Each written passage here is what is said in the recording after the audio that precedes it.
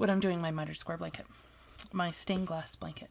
So in order to do any of these kinds of blankets, you need to start with a mitered square. So that's what we're going to start with. I'm just going to do a simple mitered square. The thing with a mitered square is you need an odd number of stitches, and it's helpful to have an odd number of stitches. And I just cast on using the cable cast on. A lot of people use slip knots to start, and that's fine. There's no problem at all. But I kind of don't. So if you just make sure your tail is looped over the top like that, then you turn it and start. And for a cable cast on, I knit continental, which means I'm from this way, but I will try to show you what it looks like English as well, which is a throwing. So you knit a stitch and put it over the top, and then you knit a stitch. That's not a knit, sorry.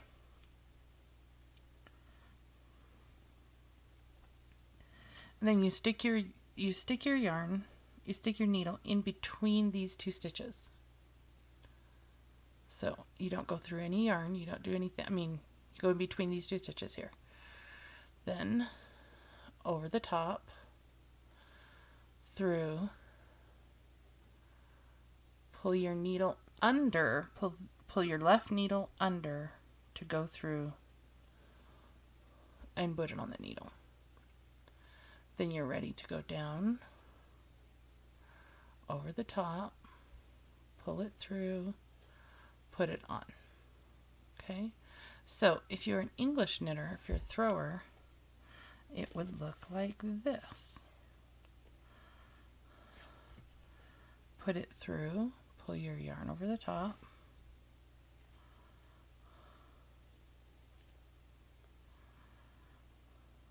put your needle through, pull your yarn over.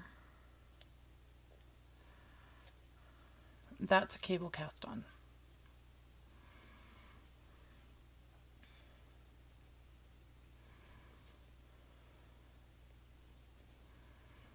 Okay, so I'm going to switch back to continental now,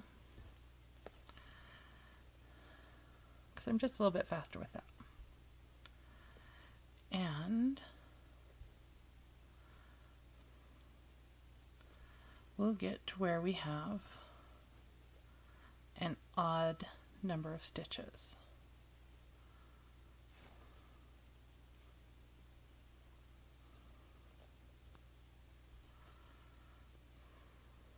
And I'll join you there in a minute.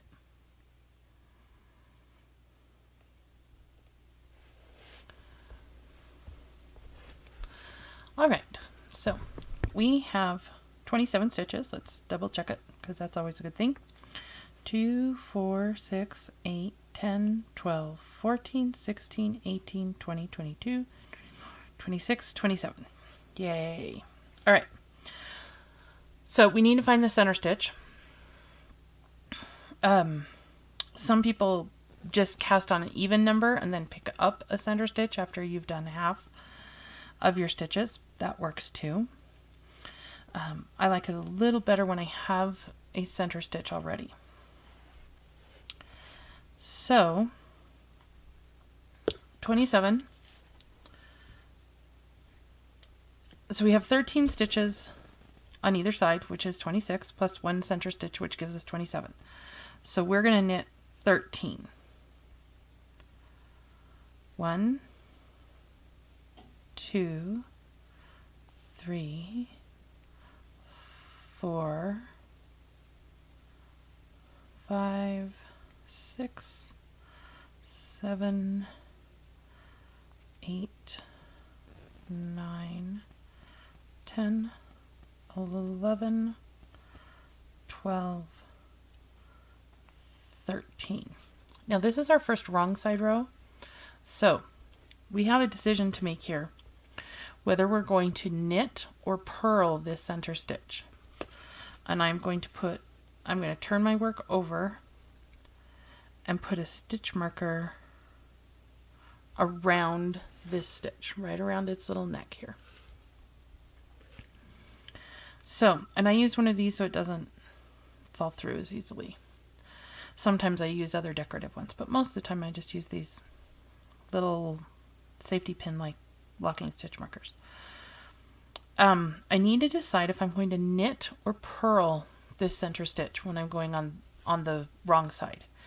If I purl it, then I will end up with a very extreme center stitch designated. I'll show you what it looks like not.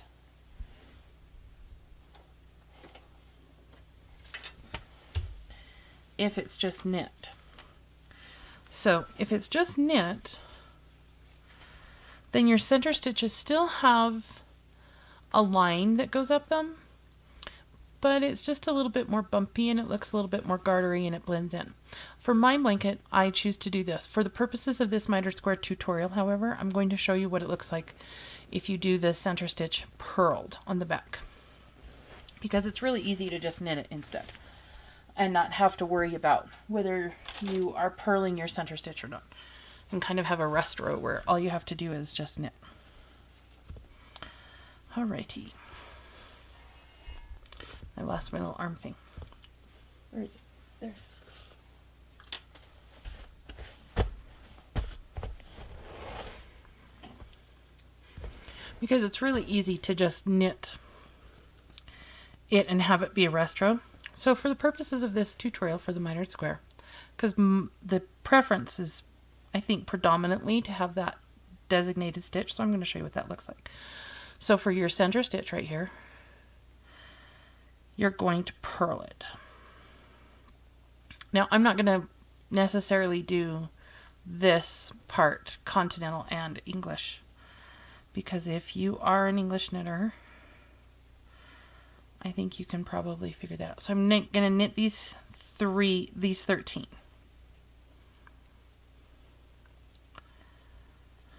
We just have a few more left. Now, with this tutorial here, I'm also going to show you that I'm also going to show you how I take care of my ends. So I've just finished my first wrong side row.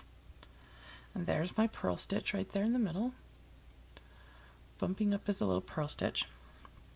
Now I'm going to turn this around. I try to remember to weave in my ends as I go, which is kind of important when I do my stained glass, because I have that extra band of gray. And I will teach you how to do a basic stained glass one next. That's the very next one we're going to do. But for this one, we're just going to talk about how to weave in the ends. So I have lots of ends to weave in, so I like to do this. So the very first thing I do is I flop this over the top. Whoops, there we go. Flop. Make sure it goes over the top of the working yarn there. And then I knit. Then I just lift it up and I knit. Pull it back down and I knit. Lift it up and knit. And I just do this until I run out of yarn. Now I will show you what this would look like English, just so that you have an idea. It's still lifted up.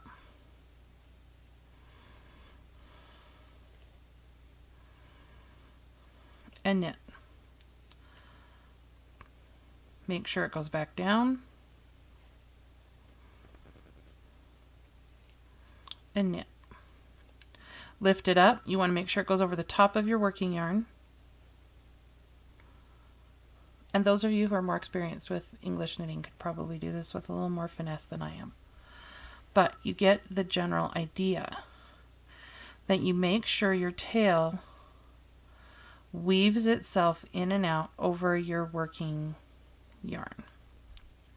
Now, is this the most extreme and tightest weaving in? Probably not. but that's okay. All right, it's good enough. And I do it for long enough that it's fine. And I may just want to leave this little tail out and then tack it back down another way. All right.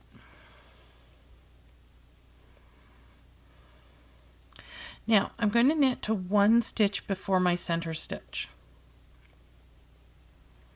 Now, because we're going to do this, I'm just going to forget that I have an, and if you see, I just did that automatically. As I stretch that out, my tail pulls in a little bit.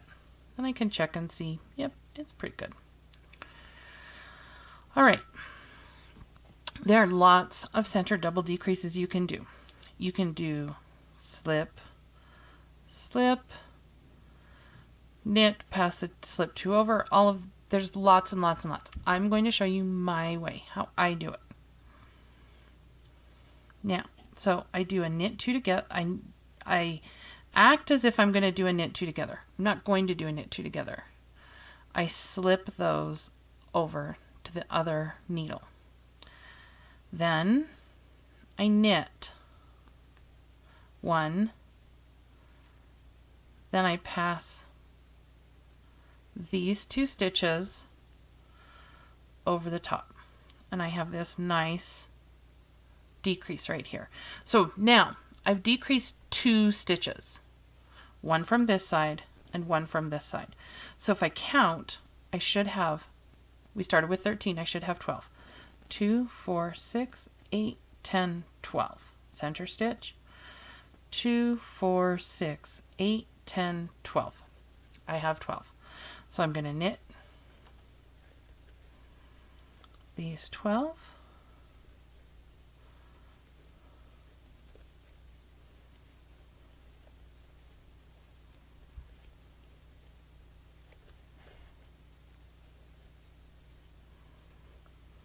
Oh, and just so you know, I have my yarn in this little yarn bowl here that's just off camera. And this is a Jenny the Potter that holds my stitch marker, this little bowl. This is one of my favorite bowls. Okay. So now I turn my work and I'm ready to knit. I've got this little tail. I'm not even going to worry about him until my thing is all done. Then I might trim it off. But I need to keep track of where my center stitch is, because I want to purl that one instead of knit it. So I'm going to go, that's part of the reason that I personally don't do it, is because I don't want to have to keep track. I just want to be able to knit all the way across. But I had 12. So I'm going to knit 12. 1, 2, 3, 4, 5, 6, 7, 8, 9, 10, 11, 12. All right? Now I'm going to purl this stitch right here. And of course, when you do a purl stitch on one side, it makes a knit on the other. And when you knit on one side, it puts your purl bump. Part of the reason that is because if you look at the anatomy of your knitting, it's what makes the purl bump or the knit stitch is, I'm gonna cover this in another video, tutorial too, but I'll just mention it here because we're here. Is which direction your the loop goes. So if you're knitting, your loop goes to the back of the stitch, and it's the top of that loop that forms your little purl bump. So when you purl, you're pulling it forward, and that's why you see the purl bump. Okay, so knit my 12. Now,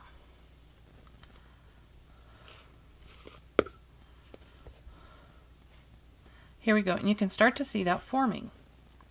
And you can start to see it making a little bit of a V because we're pulling in on either side. Now, you can do miter squares. You don't have to do gartered miter squares. You can do stockinette miter squares. You can do all kinds of miter squares. The point is that you're reducing the same amount on each side. So I'm going to knit till I have one stitch before my center stitch, and then I'm going to do my decrease again. In this case, I'm going to be knitting 11. One more. And here is my center stitch. I'm going to take these two, because this is the way I like to do mine. Slip as if to knit both of them together. Knit. Slip these two over the top. And we're getting a nice solid line here. So I'm just going to work on this for a little bit, and then I'll be back to talk to you a little more about what it looks like when you're getting close to the end.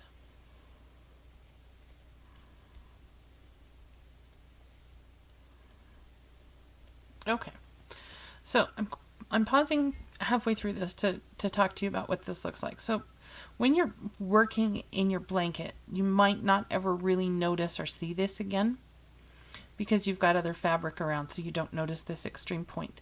But this is part of what is happening with the mitered square, is that these sides are being drawn in to one point up here, and you're making these other sides as you go back and forth. So these are the two sides of your square, and these are the other two sides of your square, and these two sides are coming together to make a point right here, and this is your centered line, your diagonal. So we can see that with the purling, that one stitch right here, this center stitch when you're on the back side, creates this nice, clean, very, very prominent line of knit stitches. Alrighty, back to knitting. So I just always knit to one stitch before this center decrease, then I do my decrease, then knit the rest of it, and then knit all the way back, purl this stitch, knit the rest of it. That's what I'm doing.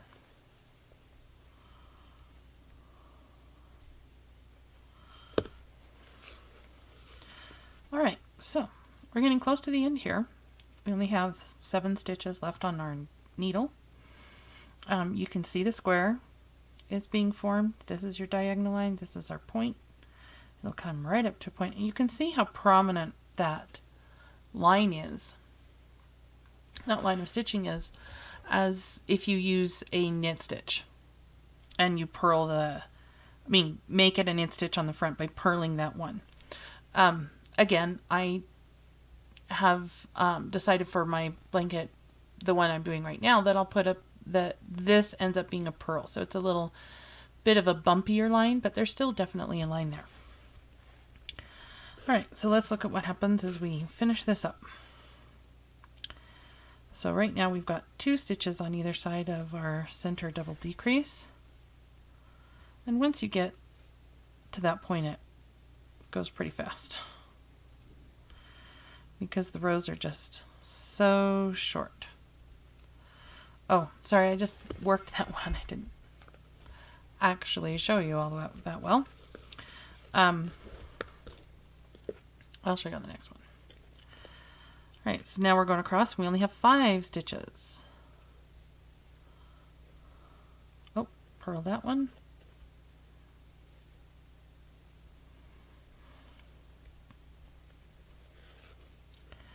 Turn our work.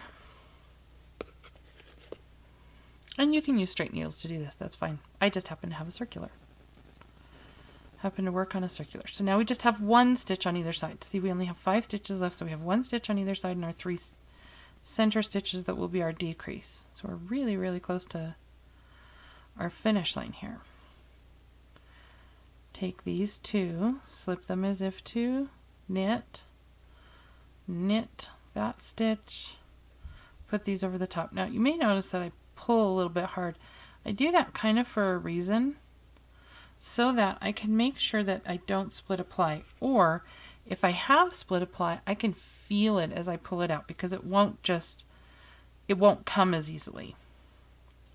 Then I can make sure that I get all of those little plies over the top, because I work with a lot of different sock yarns, and sometimes they're a little splitty. Now this is the last wrong side row I'm going to do, because I only have 3 stitches left.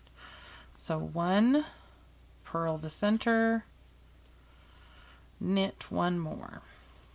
All right, then when I have these last 3 stitches, all I do is a center double decrease. It's done in the center, and you decrease 2, so it's a double decrease. Alrighty, I have 1 stitch left. Now, I have a habit, and this is just part of how I do it. I won't finish this. I'll snip this yarn, yes, for my blanket, but what I do is I take this, I'll take my stitch marker that I use to mark my center, and I put it right through that loop and close it. Then I have this ready, and I'll weave that in if I wanted to add or pick up stitches or do all of those other things for more, and we'll talk about that in our next tutorial. But for right now, there you go, little mitered square. So get your mitered square, not a mitered square, a mitered square. So get yourself some needles, almost doesn't even matter what size, some light colored yarn so you can see it, and try yourself out one. You can do just a little one so that it works up really quickly, and then you can get practiced. Thanks for joining me. I hope you found value in this tutorial. If you have, please consider a one-time payment via PayPal or a regular subscription via Patreon. The links are down below, and they are on the screen. Again, thank you for joining me. See you next time.